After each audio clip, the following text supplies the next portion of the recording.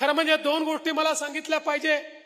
पहिले तर आपल्या सरकारने शेतकऱ्यांकरता महत्वाचा निर्णय घेतला. आता आम्ही तुमचं विजेचं बिलच माफ केलेलं आहे. कोणत्याही शेतकऱ्याला विजेचं बिल भरावं लागणार नाही. आणि सोबत दुसरं काय केलंय? सोबत दुसरं आम्ही सौर कृषी वाहिनीची योजना आणली. महाराष्ट्रातल्या शेतकऱ्यांना 16,000 मेगावॅट वीज लागते.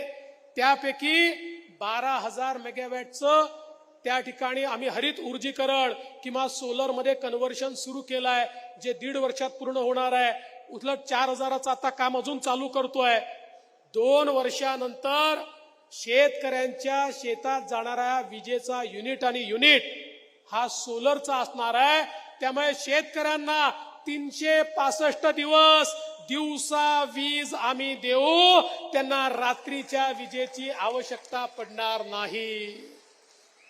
म्हणजे विजेचं बिलही नाही आणि 24 तास तुम्हाला वीज त्या ठिकाणी देण्याचं काम आपलं महायुतीचं सरकार या ठिकाणी करताय.